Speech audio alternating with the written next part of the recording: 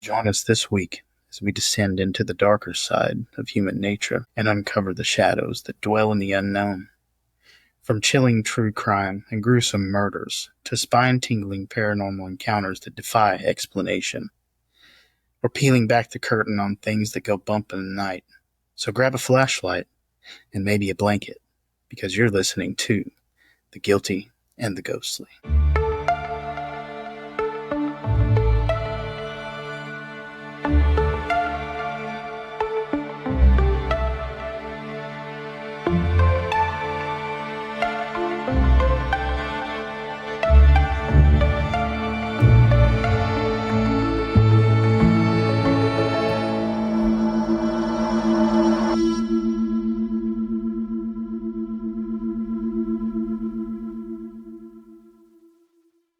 Take 4.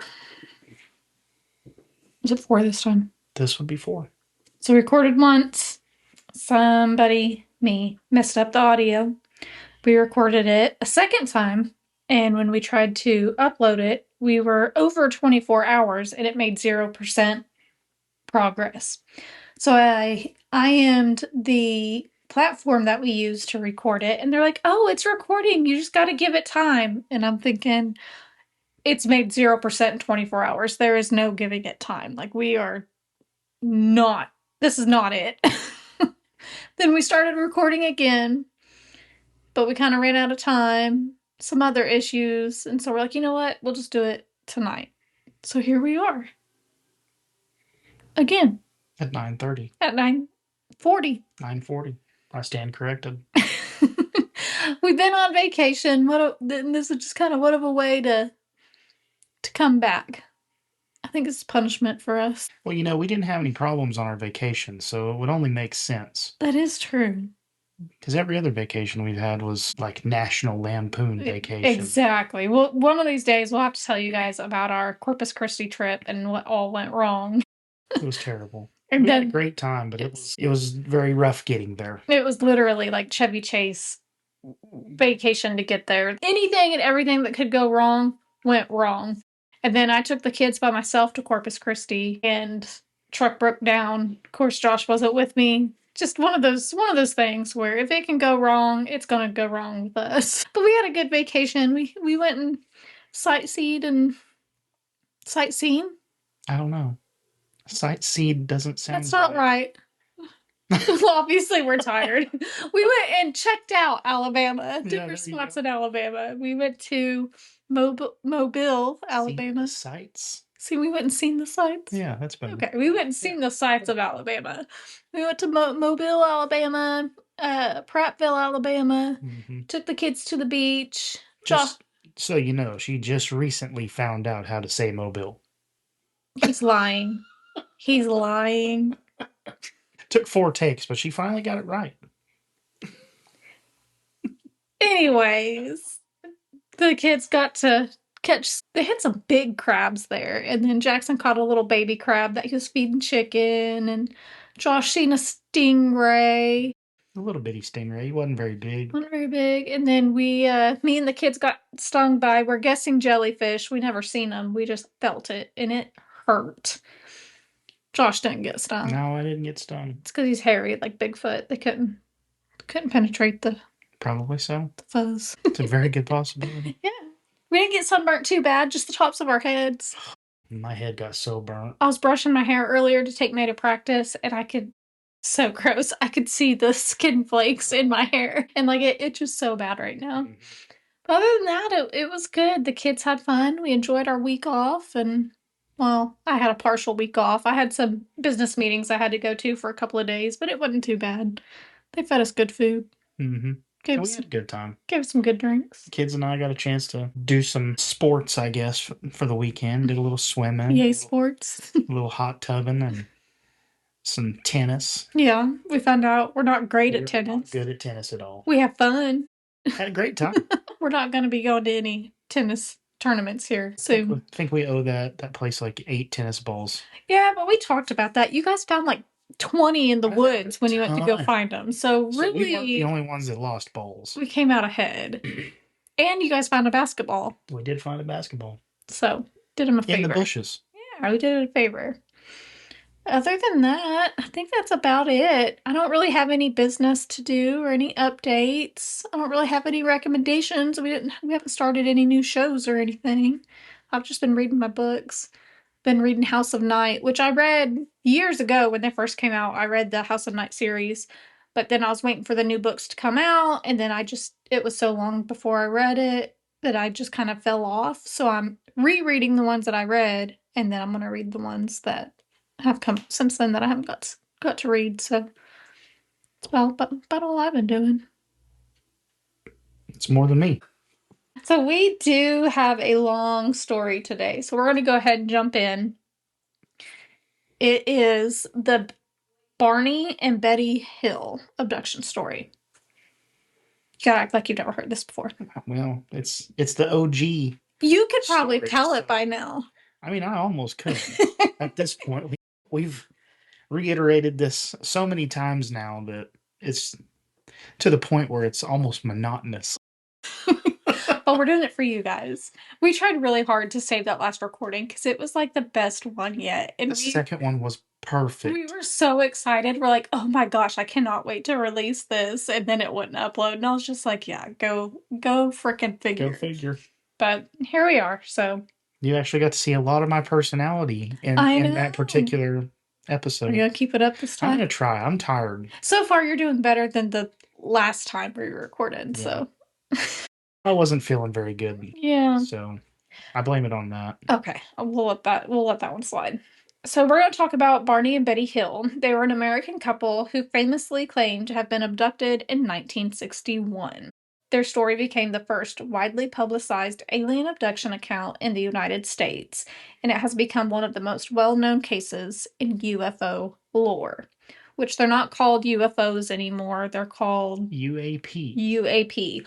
I'm saying UFO. That's what I grew up with. That's what I associate with it. So I know it's not UFO anymore. I guess they have kind of a bad stigma towards them. That's one reason why they've changed the. I really don't know. I think maybe they've added a few different things to it. So instead of it being a UFO, it's a UAP, which basically means the exact same thing. Yeah. But you know how our government is. They like to do things like that. So. Well, we're going to call it UFO. That's fine. Okay. Barney Hill, there wasn't a whole lot on his earlier life. So I have a very brief kind of touch on his. He was an African American man born in July of 1922 in Newport News, Virginia. He was the youngest of his 4 siblings. He would later drop out of high school and he worked as a store clerk.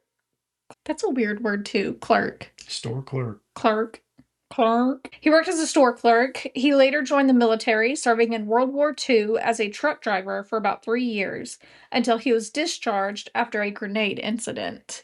What would they mean by grenade incident? I don't know, because that could be like a wide range of things. Like, did a truck get blown up? Did they have a training accident? Somebody threw the pin instead of the grenade? Yeah, like what?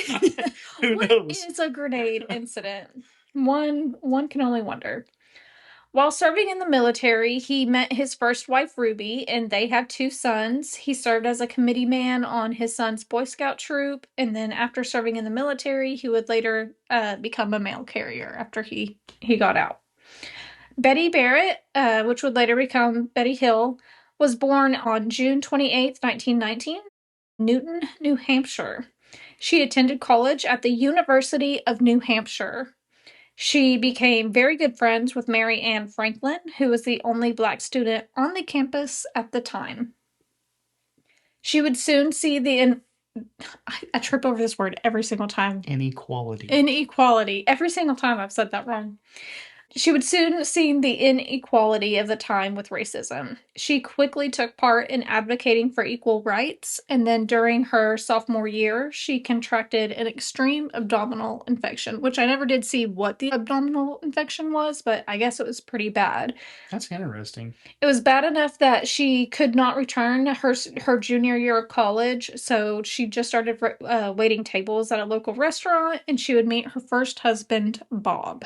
She had the E. coli from the restaurant, probably. Bob had 3 kids from previous marriage who Betty adopted and raised as her own. After 14 years of marriage, Betty found out that Bob had been cheating on her with multiple women, and they ended up divorcing, which we've been married, I guess this year will be 16 years. Go ahead, see what happens. 16 excruciating years. Excuse you. When they did get divorced, she actually got a little bit of money out of it. She decided to buy herself a house, start over. She found this perfect little house that she fell in love with, so she bought it. But shortly after that, a representative of the Gulf Oil Company approached her and they wanted to buy the house. At first she didn't really want to, but she was able to negotiate with them and they agreed to pay her more than double what they originally offered. So she's like, that's a good chunk of change. I might as well go for it. So she did. But then she was upset because she's seen herself growing with that house. I mean, she's seen her home, she's seen her new life in it, and she just couldn't let it go. So she decided to reach back out to the oil company and see what were they going to do with it. They're like, we're just going to tear it down. And she said, well, what if I give you $1 and then I keep the house, you guys keep the land, and I'll just move the house elsewhere. They said, deal. So they let her buy the house back for $1. So I bet it was a huge feat to move just a house. just a house, yeah. To what it is now with the technology we've got. It would have took a huge pile of people to move it. To move that, I would think. But still, girl made double on it, and then she only $1. So for her, she's like, yeah, she made out like a bandit. Yeah. And when they were moving the house to the new location, that is actually when she would meet Barney in the boarding house she was staying in. So Barney was on vacation with his wife and children. Betty and Barney's family, they would actually all became really good friends, and she kept in touch with them over the years. But Barney and his wife Ruby ended up separating in 1957. Barney would confide in Betty, and soon their friendship would turn romantic. At first, Betty and Barney's relationship was long distance, which we've done. It's difficult. It's no fun. You lived 431 miles. He had it down pat, guys. He'd come see me about once a month. And that was before I knew the fast route, so every time I came down, it took me almost 10 hours to get here. I know. And then when I finally figured it out, I reduced it by 2. Yeah, it's appreciated. Look where it got you. Yeah. It got me stuck. Shut up. So in the summer of 1957, Betty would actually re-enroll at UNH, and she took on an internship at the Layton Farm School. It was a home for delinquent girls, but this meant that she would be able to move closer to Barney so that they could be together in person. But once the internship ended, she had to go back to where she was at, and Barney didn't want to give it up. So he's like, you know what? I'm going to move with you. So he moved closer to where she was, and with him being a postal worker, he was able to transfer to Boston, so he had a job lined up immediately. Shout out to our postal workers. That's right. And with the new position, he did end up with a less than desirable shift that was opposite of what Betty's schedule was. So even though they were now living together, they still didn't get a whole lot of time together. Yeah, we're very familiar with that. Yes, we've done that many times. Josh used to work out of town a lot. He's worked nights before. We've done about all of it, man. Swinging shifts. Oh. That was the worst. Not where I thought you were going with that. I was going to say, we have not done that, sir. We're not that upside down pineapple people. So the couple ended up getting married in May of 1960. Again, their work schedules, they never got to take a honeymoon. Well, 16 months later, Barney was able to take time off of work, and he wanted to surprise Betty with a honeymoon. So he came home on September 15th, and he said, hey, we're going to go to Niagara Falls and then go see Montreal. Pack your bags. Let's go. Maybe we should do our honeymoon finally and follow that same path. I don't want to get abducted. I ain't trying to do all that. Are you crazy? Especially after hearing this. Yeah, No, it's a thank pretty you. crazy story. But it would be cool to see those things. Yeah, I do want to go see Niagara Falls, and it'd There's be cool to Niagara go see Falls. Canada. And yeah, oh yeah, Canada would be really cool to go see. Would you And have to go then, see the Trailer Park Boys? oh, 100%. Yeah, we'd have to go check that out for sure. Uh, those of you that haven't seen that, it is hilarious. He's watched the show. At least 5 times. It's All the way ridiculous. through. I've only seen like 3 episodes. It's hilarious. But I'll tell you, there's a I think my favorite one is Letterkenny. Oh yeah, I've only seen It's 1 or 2 of those too. I think it's just slightly better. It's just hilarious. And Trailer Park Boys is actually coming out with the next season. Yeah, I've just seen that. So that's cool. I can't wait to see that. But I think it'd be cool to go see that stuff. There's also a plaque on the side of the road that kind of tells you what happened in that specific spot as well. With Betty and Barney. With Betty and Barney Hill. I So got that you. would be pretty interesting to go and look at. As you are well aware, they're not very interesting. So when we were younger, before we had kids, Josh would run hot shots for the oil field. And I think actually I may have been pregnant. I think I was like newly pregnant. You might have been. I don't remember. We didn't have kids. You rode with me a lot back then. Yeah, we didn't have kids, and if I didn't have to work or whatever, I would go run the hot shot with them. Well, I kept seeing these historical markers on the side of the road, like historical markers so many miles ahead, and I'm thinking, that is so cool. I really, really want to go see this historical marker. I'm thinking it's going to be, I don't even know what. I think you were expecting like a whole entire museum. Maybe I don't know what I was expecting. I was expecting something really freaking cool though. And Josh was like, okay, sure, whatever. And so the next historical marker, he goes, hey, there's one right there. Let's go. And I was like, okay, awesome. So I'm like excited. We're driving down the road. I'm like, looking, I'm like, I can't wait. I can't wait to see what this is. And then he pulls up and it's a freaking sign on the side of the road. And I was like, that's it? And he goes, yeah, what do you want? And I was like, oh, that's kind of sad. You were so excited too. It was almost heartbreaking watching you see what it was. And Yeah, so that's when I learned that historical markers are just signs on the side of the road. Very disappointing. Well, they decided to go visit Niagara Falls, go sightsee in Montreal. They took their little dog with them. And on September 19th, 1961, 41-year-old Betty and 39-year-old Barney are driving home from their honeymoon. At about 10:30 p.m., they were almost to Indian Head, New Hampshire, and suddenly Betty sees a bright light in the sky as they are driving. Thinking it was a shooting star, she pointed it out to Barney. But they soon realized that this shooting star had stopped moving. It was just sitting there in the sky, which you have seen something. yeah, it was very similar to a shooting star. I was young, real young, 16, 17 maybe. I was sitting in my front yard on the tailgate of my car, the trunk of my car. You are definitely a I'm woman. very If you've tired. got a car with a tailgate, Hey, you never know. I might have had an El Camino, but I didn't. you weren't that cool. I wasn't that cool. But I was sitting on the trunk of the car, and I had the old cordless telephone. And it was about as far as you could reach. That way I could get a little privacy from the parents. I believe I was talking to an ex-girlfriend at the time. An ex-girlfriend, huh? Yeah. You know, there were other women before you. Excuse me? It happens. This is bullshit. You can't say anything. You had other guys before me No. as well. Oh, whatever. But anyway, I'm sitting on the trunk of the car, and all of a sudden I see this light that realistically looked like a shooting star going across the sky. Mhm.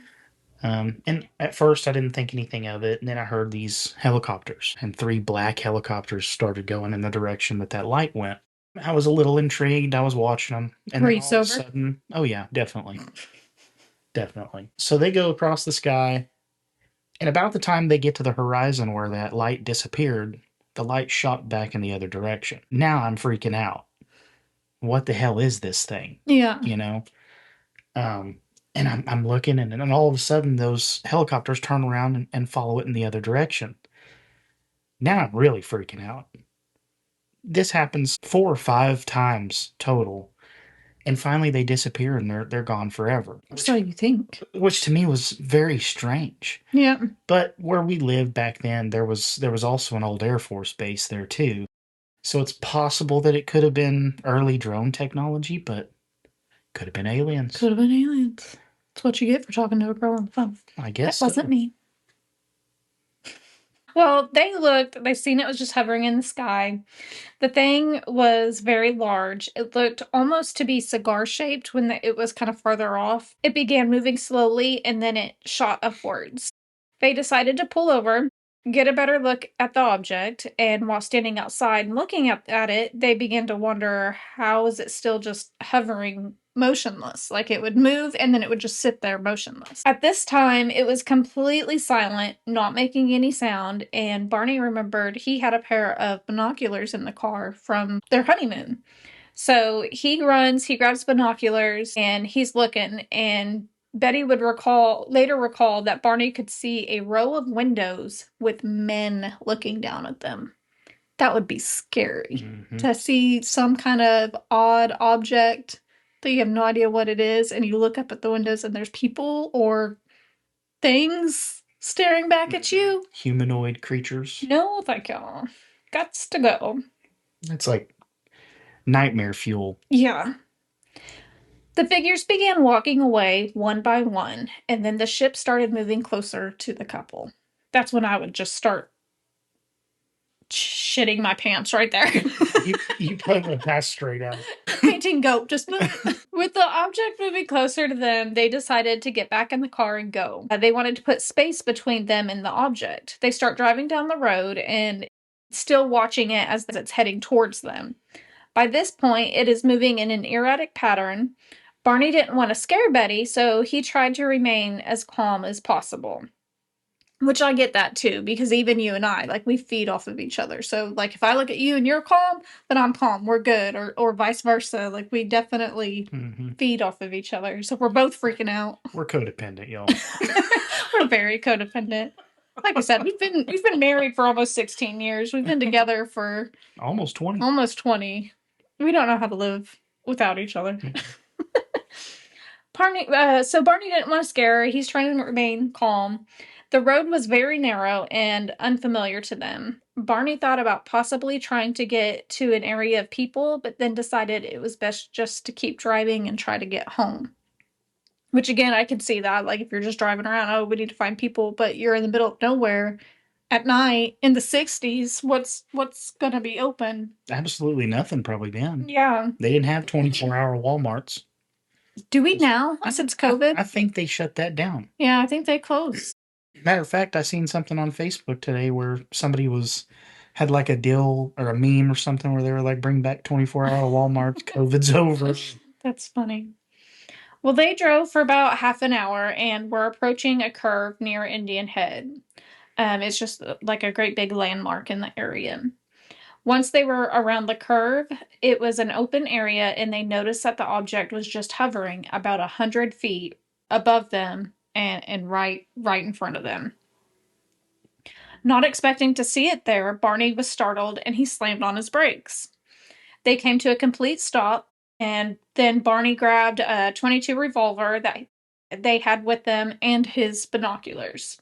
As he approached the object, it started to tilt forward. Almost, to me, that's almost like they're watching. They want to get a better view, so it's sitting like this, and it starts tilting forward as he's walking towards them. The whole experience is creepy. Yeah. That is when wings with red lights blinking on them open from the side of the craft. He was completely terrified and then ran back to the car and told Betty, we need to get out of here. At this point, they're racing down the highway, and this thing is still following them. That's when the Hills started to hear a rhythmic humming sound, and then they started feeling vibrations going through their entire body. It almost felt like a tingling sensation. I would think the way they described it, almost like when your foot goes to sleep and you know it's starting to wake up and it gets up. I wonder if that's how it felt. Maybe the aliens were bumping. They had some good tunes. That's funny. Details at this point are a little fuzzy. They do recall like a type of roadblock with a giant burning orb in the middle of the road, They then come to and feel like they need to be around other people, like they shouldn't be alone. They need to find other people. They drove around looking for a place to be open, and of course, they couldn't find anything. They finally decide, let's just go home. Based on when they left Montreal and how long they had been driving, they thought they should arrive home about 3 a.m. However, when they did get home, the sun is starting to rise, meaning there's hours missing that they have no recollection of happening. Betty had kept a diary, and she had actually written a what'd she write? She wrote an entry, I guess, right? She wrote an entry? I don't remember. Well, I mean, like, that's the word I'm looking for, right? It's like an entry into the diary. Yeah, right? yeah. Okay. Yeah, so she had an entry that morning that said, and we are obviously tired. You're very tired. We entered our home, turned on all the lights, and went over to the window and looked skyward. Which, again, I would probably do the same. After having this creepy experience, I don't want to sit in the dark. All those lights are going to be on. I mean, at that point, you're wondering, did they follow me home? Yeah, or at that point, I think they're even wondering, like, did that really happen? What happened? They're probably in such shock at that point in time that Yeah, I can nothing's imagine, real. and I can imagine that your brain would shut down and you would lose a lot of that time Yeah, just from the simple fact of the trauma that you experienced. yeah. Well, they were worried about their luggage possibly containing radiation. Everything they took with them or that was in the car with them, they set on the front porch. They didn't want it in their house. They also noticed that the strap to the binoculars was torn. Barney's dress shoes were all scratched up, and Betty's dress had a big tear in it. They sat down at the table, looking at each other, and asked, "Do you believe what just happened?" Which, again, that's probably the first time that they kind of. I wonder if they were just dead silent the whole way home when they were looking for a way home. Just not say a word. And the very first thing they say to each other is like, "Did that just happen?" You would think that it was like a fever dream almost. Yeah, yeah. Like, you don't want to admit that you've seen something, but you obviously seen something, and what happened? They both agreed that something happened, even though it's unbelievable. By this time, they're both just so worn out and confused, they decide to try to get some sleep and just see how they feel when they wake up. Once they woke up, they both still could not shake the feeling of what happened. They then decided to split up. One goes to one room, the other goes to the other one, and let's draw what we saw and then compare to see what they look like. Once they finish their drawings, they look at them together and they were very similar, which I've already showed you a picture, but just as a reminder, I'm going to show you, and I'll post it on YouTube too, of what they drew. Yeah, and we talked about it. It almost looks like a hamburger the way she drew it. Yeah, and I just realized this. Before the wings go out, the lights are sitting right there, and then the wings come out and the lights are out on it. And that's odd because a lot of the time you don't see or hear of UFOs with wings. Yeah, it's just that flat saucer, basically. Yeah, normally, but then again, a lot of people just see that. They don't actually have that particular experience. Right. And it almost looks like that real monster guy on the second part. I love that guy. That was the best cartoon. It was a good cartoon. That's probably one of the creepy cartoons that I first started watching when I was younger. Then Goosebumps and Are You Afraid of the Dark and all the good ones. What was that one with the dog? Wishbone? No. Oh, Courage the Cowardly Dog. Courage the Cowardly Dog. That was a really good one too. Jam. That was my jam. Yeah. Okay, so the drawings were very similar. They decided that they had in fact seen something, even though they didn't know what it was. They seen something. Barney knew that Barney was having trouble coming to terms with exactly what it was. He told Betty that they needed to protect their livelihoods and their reputation. They both were very active in advocacy work, and he didn't want the experience to affect that. He told her, "We really just need to keep this to ourselves." Betty disagreed because she was in awe of what happened, but she did respect Barney's wishes, which, again, he's a black male in the 1960s married to a white female that alone is already hard enough. And then if you go around telling everybody, I seen a UFO, it's not gonna go well. But Betty did ask if it would be okay if she told her sister. We both know that if something happened to us, you'd be telling your sister, you'd tell Tamara. You would not keep that to yourself. Look, I've got a small circle, but my circle that I've got is tight, okay?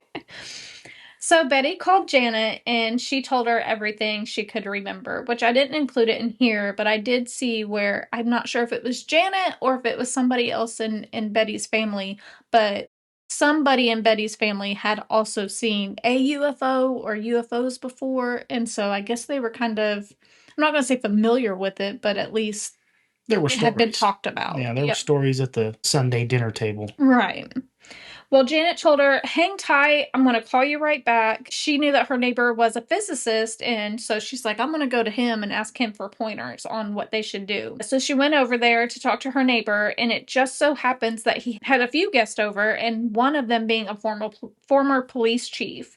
He told them this is not crazy and that all UFO sightings should be reported. So I guess there had been other sightings, just not like publicly made aware of, or they hadn't like released it out to the public, but they were seeing things and reporting them to the Peace, what was it called, Air Force Base. And we talked about this the last couple of times, but I imagine there probably were other stories that people had heard about, and it just wasn't nearly as publicized as this one becomes. Yeah. And back then, everything was pushed under the rug, like shoved under the rug. We don't talk about that. That was back in the mental institution days, too. So yeah. I'm sure a lot of those folks ended up in mental institutions, and some of them might have been justified. Yeah. But some of them were probably real. Especially if you were a woman. Yeah. She's got her period, she's acting crazy. They used to do some crazy things like that. Yeah. We'll definitely have to... We'll have to dive into something like that at some point, too. Well, the physicist also told Janet to have her sister take a compass out to the car and note if anything happens. Janet calls Betty back. She relays all this information to her. Barney said, I'm not doing that with the compass. You're on your own. Like, nope. Yeah, I'm sure at this point he's freaked out. Yeah, and he's wanting to just put it behind him. Like, it happened. We saw something. Great. We're not talking about this. So Betty takes a compass and she starts walking around the car. Nothing happens until she gets to the trunk of the car. That's when she notices a bunch of shiny circular shapes all over the trunk of the car that were not there before. She then puts the compass down on the circles, and the compass would just start spinning in circles. That would be freaky. That's crazy. And we talked about this already as well, that. How does that happen? Yeah. What caused those circles? I think I mentioned like sound waves or like some kind of... Yeah, something.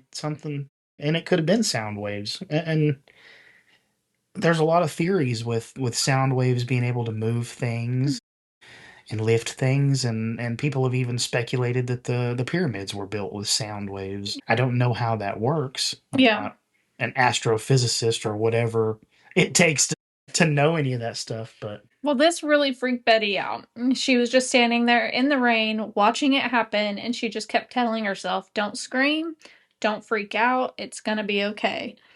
I don't think I could be that calm. No, you would have said a whole lot of expletives. And then I would have drug you out there. So I don't care if you want to look or not. We're looking. So a few days later, Betty and Barney decide, okay, we need to call and report our experience to the Peace Air Force Base. But let's go ahead and leave out seeing the men in the windows. Like we're okay with looking a little crazy, but I don't want to look completely crazy. So Major Paul Henderson took down all their reports and would later submit their claims to the Project Blue Book, minus the little men that they seen.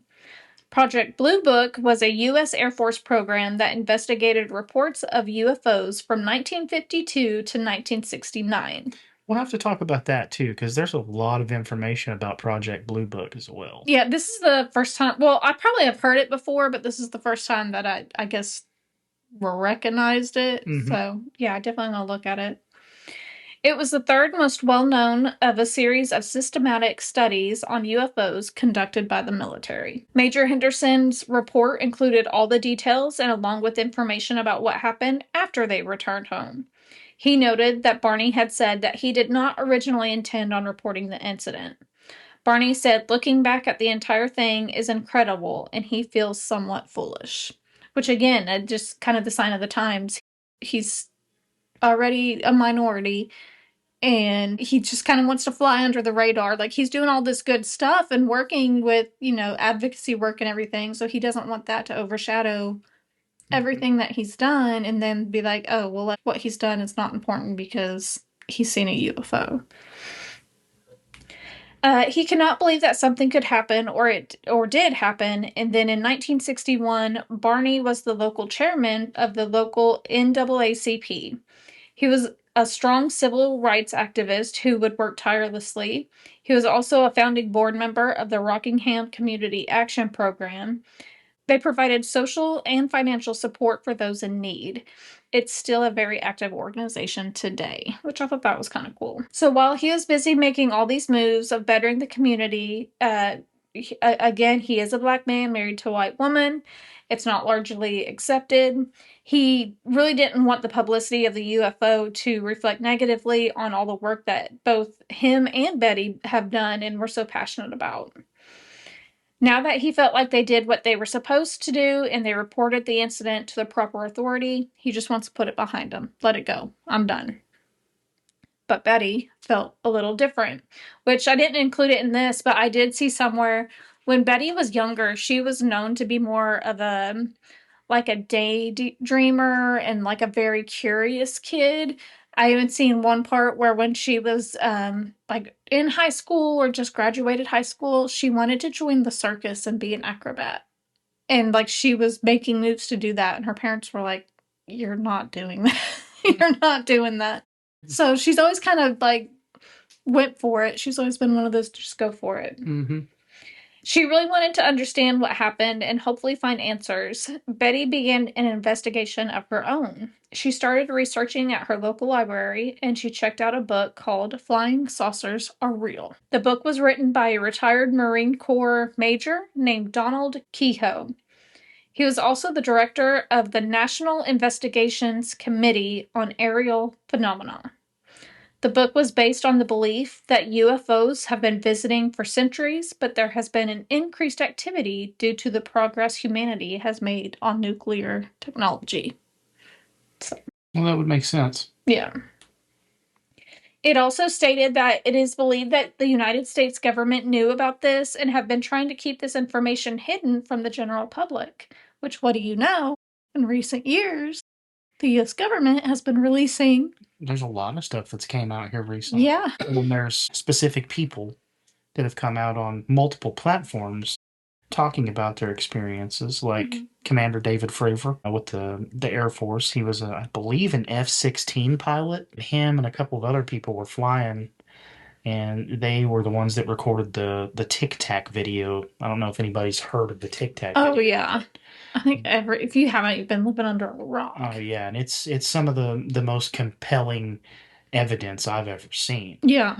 From what I've looked at, and countless interviews on that, there's no evidence of propulsion, which normally there'd be like a heat signature or something like that from like the propulsion system of the whatever it was. Yeah. And at one point, it had gotten close to them, and then they were going to rally at a different location. Well, as soon as they decided where they were going, the Tic Tac disappeared and immediately appeared at that location. Yeah. I don't know if I included that the last time we talked, but that blew my mind. Yeah. And you can hear, and again, these are military personnel. I'm not saying that they're higher than anybody else, but like they're more of a black and white person. Like there's not a whole, normally there's not a whole lot of gray, and they have so much to lose to come out and say, I saw something. And a lot of times they're shunned or kicked out or kicked to the side. And so for them to come out and say, I saw this, it just adds credibility, I guess, to it. It totally does. And the crazy part about it is they've shoved so much of that stuff under the rug over so many years. Yeah. And now all of a sudden they're telling us about it? Yeah, it's a little weird. Why is that happening? It's crazy. Well, Betty was intrigued by the book and she thought it makes perfect sense. So Betty begins to have scary nightmares during the night, and then during the day she would have like little flashbacks coming to her that she did not originally remember from that night. But then she was like kind of questioning herself, like, are these actual flashbacks or am I just having like nightmares during the day? Like she wasn't sure what was going on. Yeah, with a traumatic situation like that, there's not really it would be hard to trust your own visions at that point, especially with something that That crazy. crazy. Yeah. Yeah. And even people with PTSD or that go through traumatic events that happens, their brain protects them and shuts it off, and then it just kind of comes out in little pieces. Little bits and pieces of information. Yeah. I'm assuming that's just your brain trying to protect whatever. Protect yourself from yourself, basically. I guess so. I don't know. Well, they were very vivid, but she wasn't sure, if they're truly flashbacks, maybe they're dreams. She said that they were so strange that at first she didn't tell anyone about them. Finally, Betty decided to reach out to NICAP in October of 1961, which is that one that I said earlier. I can't remember what it was now. In the letter, she explained everything that happened and what she was going through. She asked them to look at everything. A few weeks later, she received a letter and it said that she would be contacted by a gentleman named Walter Webb, who was a Boston astronomer.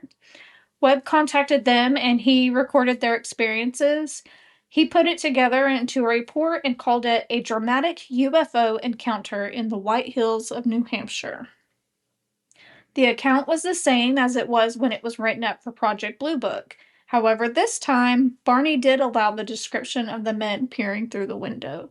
So their account did not change from the time that they told it there to from the time that they told it for Project Blue Book, except for adding the little blue men, or the little creepy men in the window. The entire encounter really freaks the Hills out, but the missing lapse of time is what really shook them to their core. The story was then sent to Robert Hallam, who was a former interrogator of the U.S. Army. What caught his eye was also the missing lapse of time. He was talking to his friend Jim McDonald about the Hills. McDonald was a former member of the U.S. military and the CIA. He ended up recommending hypnosis to help recover the lost memories, which I believe they used as a tactic in the CIA and in the military to interrogate enemies or whatever, prisoners, to try to get more information. And the men who stare at goats. Yeah. Well, the Hills, NICAP members, and the former military members dove deep into trying to piece everything together. They even revisited the area where everything happened. About a year after that night, Barney's health started to decline. He ended up experiencing extreme headaches, and doctors could not determine a reason for the headaches. Eventually, the doctors began to wonder if the symptoms were more psychological, and they referred him to Dr. Benjamin Simon. And we talked about that, how the traumatic events in his life throughout his life may have caused that decline. Yeah, going through World War II, having whatever the grenade incident was, whether his buddy's missing a few fingers or were they hit with something, or who knows? I mean, yeah, and it could have been more than just a few fingers. It could have been a whole platoon. Yeah, you have no idea. Or even just him being a black man in the 1960s would probably be traumatic. So he just has all these events that have led up to this. It could have been any of them. It could have been all of them as a whole. Could have been none of it. So Dr. Simon was very skeptical of UFOs, but he did agree to work with Barney. His belief that what Barney had going on was psychological. The couple then went to their initial interview with Dr. Simon. The couple recounted everything that happened and were so insistent and emotionally invested in the story, Dr. Simon decided it would be best to see both Barney and Betty for treatment. So they both were so passionate and so emotional about everything. Originally, he only agreed to take on Barney, but after meeting with both of them, he's like, no, I need to talk to both of them. Betty agreed at this time. Dr. Simon was a leading neuropsychiatrist. He made a name for himself for many things, but one of the main things was treatment using hypnosis. I'm done crunching. Okay. I can cannot stand crunching, guys, and he just crunched an ice cube for a solid 3 seconds. Oh, it wasn't that bad. He's lying. Anyways, where were we? He warned the Hills that what they have seen of hypnosis in movies or shows was very different to what he does. Dr. Simon was a pioneer in using hypnosis and treating PTSD in soldiers that returned home from World War II. He even compared the signs and symptoms that Barney had to those soldiers that returned. Now they're doing different types of stuff for PTSD, like micro dosing mushrooms, ketamine therapy, like all kinds of crazy different. Ketamine's like a horse tranquilizer. That's what I thought. Yeah. But yeah, they're using all kinds of crazy new tactics for PTSD, for stuff like that, and people with anxiety disorders as well. Yeah. And so far, it seems to have done a pretty good job of managing the problems. There's some pretty significant evidence anyway that's pointing in the right direction, which is kind of neat. Well, he thought this could help Barney and Betty process whatever it was that they had happened or were going through. In February 1964, a 3-week period of extreme hypnosis sessions began. He put the couple into 2 soundproof rooms so they could not influence one another. They were great candidates. They could fall into a deep trance-like state. In the earlier sessions, they talked about the trip to Niagara Falls. Barney mentioned his wariness of going to an area that didn't have a lot of civil rights at the time. Basically, they just covered the trip there. The second session was more about what happened while they were at Niagara Falls. It is worth mentioning that their stories were very similar, but they did have a few discrepancies. You've also got 2 separate points of view as well. So yes. That would kind of make it a little bit different. Yes. And I kind of mentioned that here. During part of the trip, the Hills became lost while traveling. Nothing major, but according to Betty, they became lost after mishearing the directions they received, while Barney said it was due to reading the map wrong. So they both agreed they got lost, but the recollection of what led up to that are 2 different. They were blaming each other for yeah, exactly. She's like, he didn't listen to the directions. He's like, she did not read the map right. Exactly. There were other small details like that. Everyone's memories are impacted on their own perception. For instance, the trip for Barney was very stressful for him due to the concerns about how an interracial couple would be received. Betty was more stressed about reaching their destination and just the normal stresses that come with travel. So again, it's just how you are when it comes to traveling. If it doesn't go by your itinerary, oh, all hell's breaking loose. So we're a family of bundled up anxiety. But what makes it complicated is we handle it very differently. I am very controlling. I'm very schedule oriented. If anything goes off the schedule, I freak out. Where Josh, it's the opposite. He cannot stand a schedule. I thrive in chaos.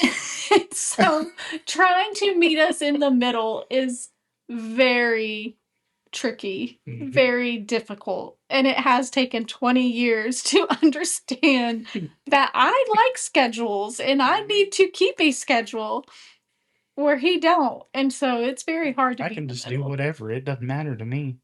And let me tell you, when he worked out of town, it was the 1 week on and 1 week off, and I would have the kids' schedule. We were on a tight schedule. They had bedtimes, and it was wonderful. And then he would come home, and it would go completely out the window. Yep. Drove me nuts. Yep. Drove me nuts. But we figured it out. I missed all that time with you guys. I had to make it up. And you messed up my schedule. It is what it is. It is what it is. We survived. We did survive. Barely. It was tough. Again, all about personal experience and perception. The reason why Dr. Simon took this approach and wanted to cover the trip before and during is to help build a baseline for the couple. So just like with the lie detector test, they're just trying to build that baseline when they're talking to them. They then dove into the actual encounter. Both Betty and Barney described it the same way. That they had all the other times. While under hypnosis, Barney said once they seen the craft, he was hoping to come across traffic. When he got to the part where they were approaching Indian Head with the big curve, Barney became very emotional and distressed. He then started asking to be woken up. Dr. Simon tried to calm him down, telling him he was safe in the office, nothing could hurt him. Barney then said, "It is right over my head. God, what is it? I tried to make control so Betty can't tell I'm scared. God, I'm scared." Barney then began screaming uncontrollably and took several minutes to calm down before they could proceed with the session. And I have a little video clip. Do you want me to play it for you again, or Yes. let me just stitch it in? Yeah? Or yeah? Yeah. Yeah, okay. Nice wink. He's already heard it, so we're just gonna stitch it in right here. So here's the video. Holding it up and down and run, God! It says my God, give me strength. I gotta get away. Oh, Betty! All We right. gotta get away, Betty! All right. Calm down. I'm dying. I Calm gotta down. get away. How could you be sure he was telling you this? Calm down. You're still asleep.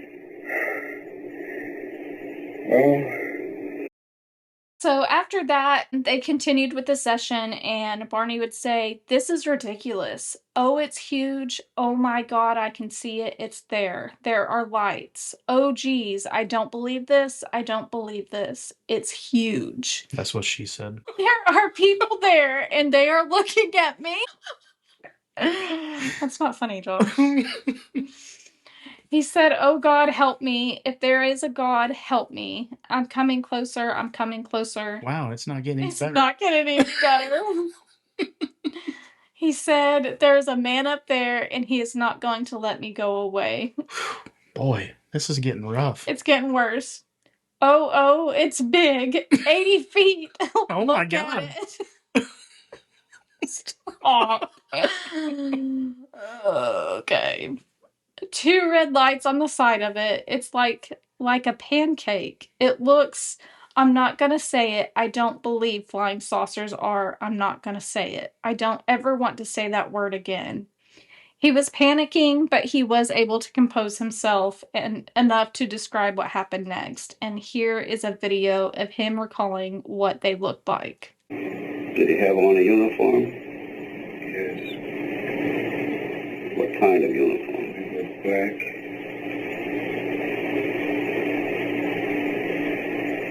He had a black scarf around his neck, dangling over his left shoulder.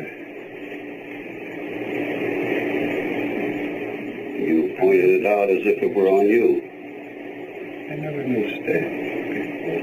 He had a black scarf on his neck. How could you see these figures so clearly at that distance? I was looking at him with binoculars. Oh. Did they have faces like other people? You say one reminded you of a red-headed Irishman. His eyes were slanted. I see it so. His eyes were slanted, but not like a Chinese. What was Betty doing all this time? I'm not close to her. I don't know. You were out I there don't by even yourself, think of huh? her. You don't think of her. Is she saying anything? I can't hear her. Did you make any outcry to her, the way you did to me? I can't remember. I don't know. I did not. You would remember it if you did. I did not. But I know this creature, this leader is telling me something. He's telling you something. How? How is he getting it to you? I can see it in his face. Do you see his lips move? Yes. No, his lips aren't moving. Yes, go on. He's telling you. And he's looking at me. What did he tell you?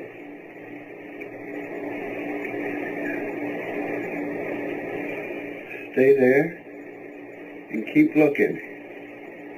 Just keep looking and stay there. And just keep looking. Just keep looking. Could you? And that video is crazy, guys. Yeah, it's hearing the emotion in his voice and him recalling everything. You can feel his emotion. It's one thing to talk about it and what he said, it's another to listen. So if you have time, obviously I added a few small clips. If you have time, there are hours and hours and hours of their sessions. Go listen. It is so worth it. Yeah, It it's very compelling. gives me chills, but just yeah, like he said, it's just one thing to talk about it, and it's another hearing it coming directly from them. Mm-hmm. Just that raw emotion that you get from them whenever they're talking about it. And yeah.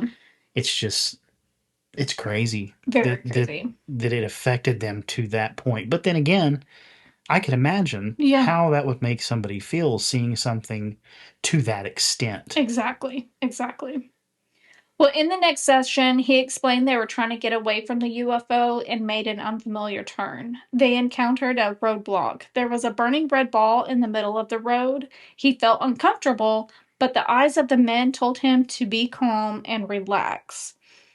Which I think in one of the sessions, he was like, at first, he's like, what do they want from me? I don't have any money. Mm-hmm. I have no money to give them. They can't rob me. I have nothing. So at first, I think he was just trying to justify why these men are standing in the road.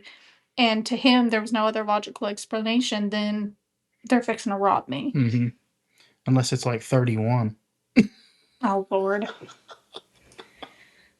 The men started coming towards him, and in Betty's session, her account was very similar to Barney's. And to the dreams and visions she had been having, she said she's seen the men leave the craft, take Barney, lead him onto the craft.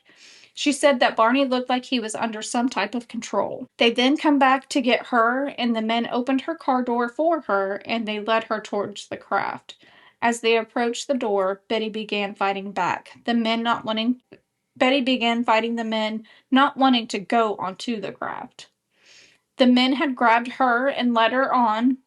She mentioned the dress that she had been wearing ended up with a tear in the lining, which, if you remember, her dress had a tear in it. There was also other evidence, wasn't there? There was something about a pink powder. I didn't include it because I couldn't find a whole lot of information on it, but supposedly they found a pink powder on her dress and they ended up testing it. I heard something about a fluid also. Some type of fluid. I didn't see anything about fluid. I did, but I can't remember what source that was. We'd have to go back and look.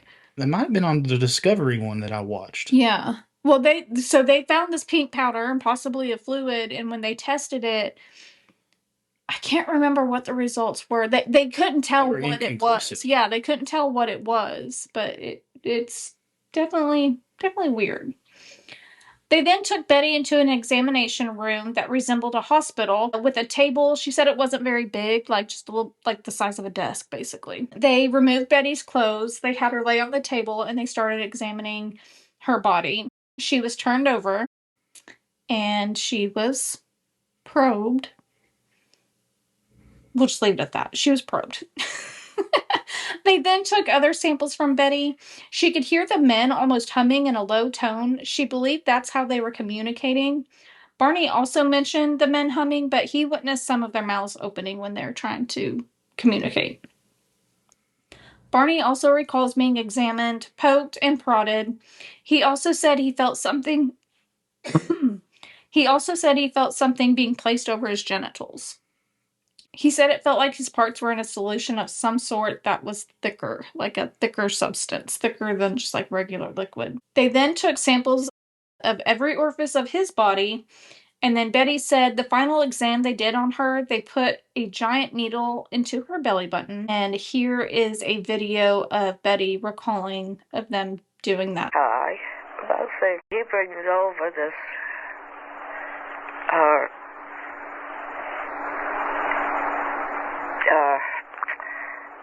how can I describe it? They're like needles. There's a whole cluster of needles, and each needle has a wire running from it. So then they roll me over on my back.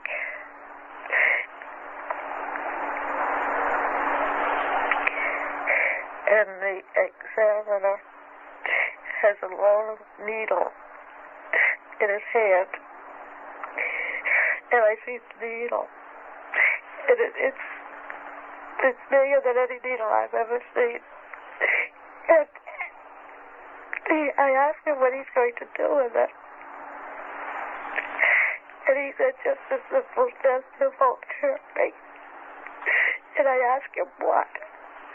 And he said he just wants to put it in my navel. It's just a simple test. And I told him, no, it will hurt. Don't do it. Don't do it. And he said, no, it won't hurt. And he sticks a needle into my navel. And it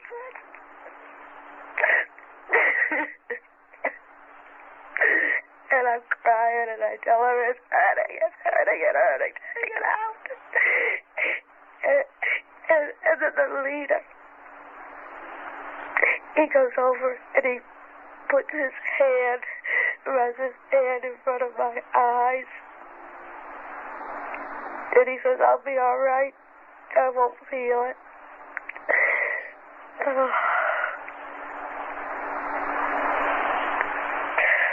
And all the pain goes away.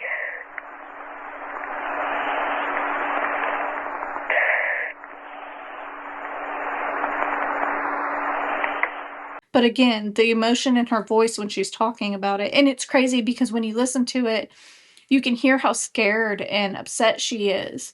But when she starts talking about the alien putting his hand over her head, saying it's okay, it's not going to hurt, like she immediately starts calming down. Mhm. It was crazy. She then asked if they were able to go back to the car, but the leader told Betty that they were still running a few tests on Barney and they were not done yet. She recalled there was a doctor that was doing the test and then the leader. The doctor left the room and it was just her and the leader left in there. They talked a little bit. She said she was no longer afraid at this point. She said this was unbelievable and she wished she had proof of what happened to take back with her. Mm-hmm. And the leader asked, what kind of proof would you want? And she said if they can give her something to take back with her, the people would believe her story. He told her to look around, find something that she might want to take. Betty spotted a book and asked if she could take it. The leader laughed and asked if she thought she could read it. She laughed back and said she wouldn't take it to read. It was just going to be her proof of the encounter. Which we kind of talked about this before.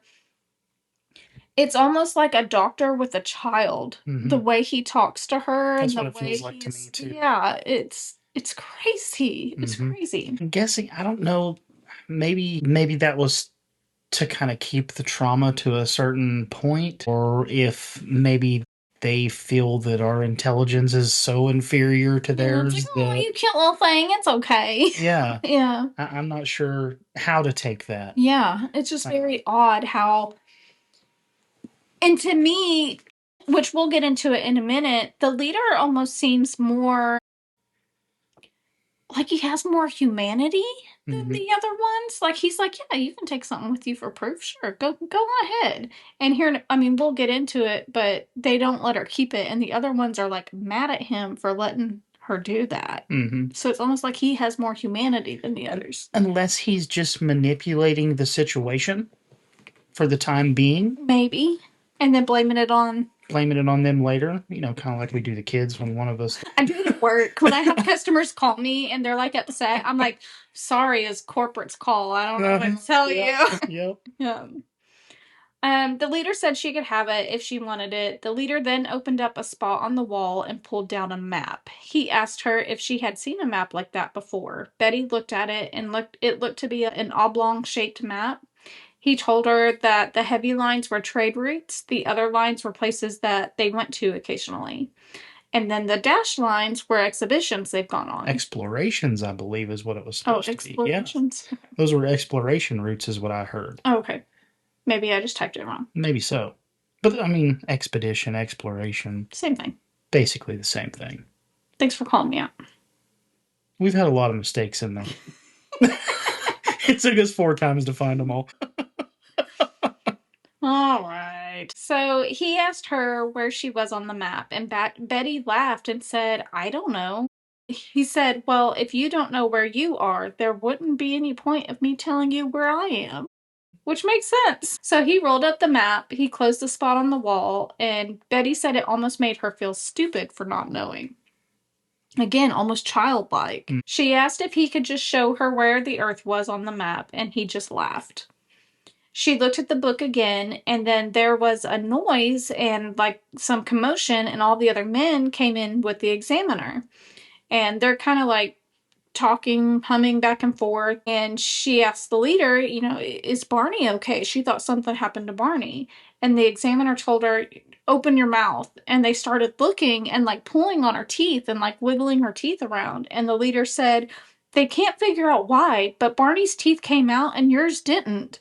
And Betty laughed and said, Barney has dentures and I don't. It's funny that she still has her sense of humor. And even in, throughout parts of this. even in the session, like she's like, you hear her giggle. She's like, what are you talking about? He's got dentures. So she explained why some people have dentures, some don't. They talked more, and Betty said that there were other people that could answer her questions way better than what she could. And she mentioned maybe they should arrange a meeting. The leader said that it's not his call to make, and Betty asked, well, how would they find her to make it happen if they agreed to it? And she's like, I don't live around here. How would you make that happen? And he said, don't worry. We always find the ones we want to find. That's creepy. That's very creepy. Barney comes back to them, and his eyes are still closed. The leader started to lead them back to the car, and they are getting ready to walk down the ramp, and some of the other men are talking, and they seem, again, a lot of commotion, almost seem upset. The leader then comes back to Betty, and he takes the book. She said she was furious. She was so mad. She told him that you promised me I could have that book. That was my proof. He said, I know, but the others have decided that you can't have the book. She said, that's my proof. He said, that's the point. They don't want you to remember what happened, which again is spooky. The leader ends up leading them back to the car, and that is when they kind of start coming back to, and that's when that's about the point where they start remembering, oh, we've seen a roadblock, and now we're wake up in my car, and they start driving home. So they end up driving home. Dr. Simon made it very clear that he did not have an interest in UFOs. He just wanted to help Barney with his stress symptoms. They continued seeing Dr. Simon for I almost fucked up and said Dr. Seaman. They continued seeing Dr. Simon a year after the sessions ended and kept in touch for the preceding years. Dr. Simon would later say that it must be understood that hypnosis is the pathway to the truth as it is felt and understood by the patient. The truth is what he believes to be the truth, and this may or may not be consistent with the ultimate non-personal truth. Dr. Simon said that the transcripts are true, their emotions were true, and they were kept in separate rooms during the session. To them, it's true. They are not deceiving us, and this is very much their truth. So to me, that's like him saying, I don't know if they were abducted, but what they're feeling and what they think they experienced is very true to them. In November of 1963, Betty and Barney were invited to share their story at a private event with a UFO study group. She didn't know that a reporter for the Boston paper was in the audience that night, and he ended up recording the entire thing. He was not supposed to be there. He was not invited. He basically snuck in. 2 years later, that same reporter was reporting on another incident known as the Exeter incident. He reached out to the Hills wanting to include their story along with this one. They wanted to remain anonymous and declined to speak with him. They asked him, please do not include them in the story. The reporter published an article on October 25th, 1965, and he referenced the Hills encounter and frequently quoted Betty Hill's experience that she shared with the private group. So he completely went against their wishes and published it anyways with them. Shady. Mm-hmm. Betty had only told her sister and a few close friends about the incident, other than the government agencies that they were working with. The article caused a bunch of calls to flood the Hills, and when Betty went to work the next day, her building was completely covered by reporters.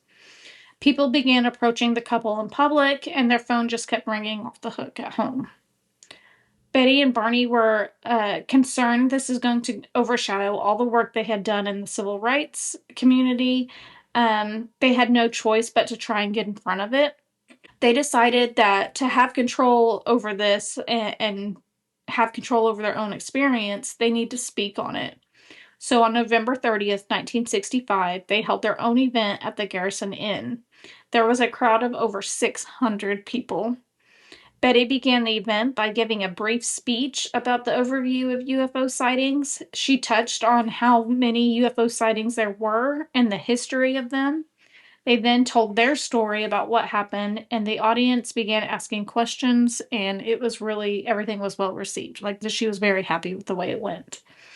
In the following years, their experience was turned into a book and a movie, and on February 5th of 1969, Barney passed away at the age of 46 from a cerebral hemorrhage, which is crazy that he passed away from that. He was having all these headaches and all these, just kind of makes you wonder, did that cause everything that happened, or did everything that happened cause that? It's very possible that it was stress induced. So it very well could have been all of the things that had happened in his life that caused that. Yeah.